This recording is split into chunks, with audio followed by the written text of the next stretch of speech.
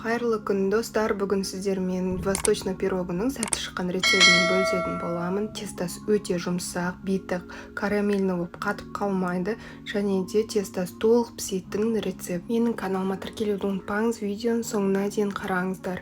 Бізге ең алдымен бөлме температурасындағы сары майдың үстіне 50 грамм қант салып, шанышқының көмегімен майды езіп араластырамыз.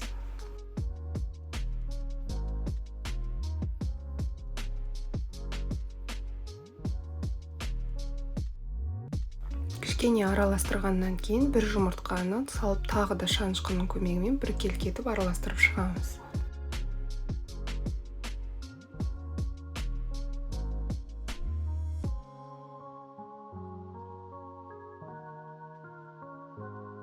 Қопсытқыш араластырылған ұнды бірденен барлығын салып тастаймыз.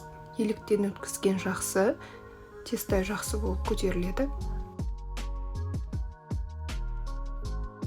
Ұн мен майды араластырып, жақсылап тесто илейміз.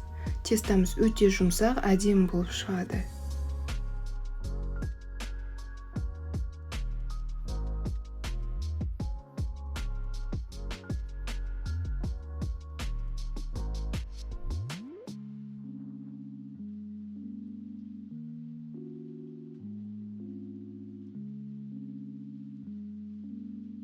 Дайын болған тестаны тоңазытқышқа салафанға орап 10 минутқа қойып қоямыз. 10 минуттан кейін алып, осы формамызға қолымызбен жаямыз.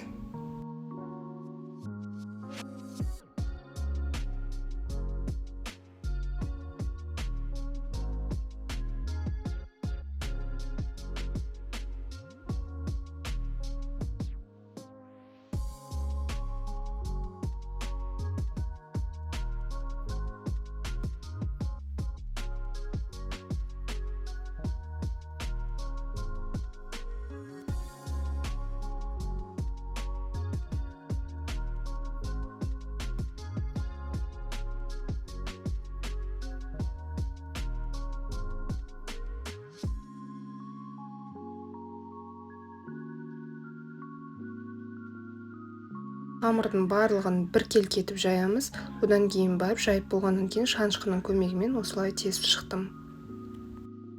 Салмасын алдын ала кесіп дайындап қойдым. Салмасына менде грек жаңғағы және курага, мейіз. Ең алдымен грек жаңғағын салдым. Одан кейін кептірілген өрікті және ең бетінен мейізімізді салдым. Ең соңында бетіне сгущенканы бір келкетіп, осылай айналдыра құйып шықтым. Алдын ала қызып тұрған пеште 180 градуста 25 минутқа пешке салып аламыз. Піскен пирогты бірденен формадан түсіре беруге болады. Түсіріп алып, мен бірденен кесіп көрдім. Ингредиенттерін тура менікіндей етіп салып, градусты жақсы дұрыс қойсаңыздар, беті қатып, карамельный болып пісіп кетпейді. Тестасы да шикі болып қалмайды, сондықтан ингредиенттерін дұрыс салу қажет. Өте әдемі, өте нәзік болып шыққан. Мына көріп отырғандарыңыздай менің рецепттеріммен жасап көріңіздер. Менің каналыма тіркелуді ұмытпаңыздар. Сіздердің қолдауларыңыз өте қажет каналымның өсуіне. Сондықтан менің рецепттеріммен жасап, лайк басып, комментарий қалдырып кетіңіздер. Жасап көріңіздер. Ас болсын, сау болыңыздар. Келесі кездескенше.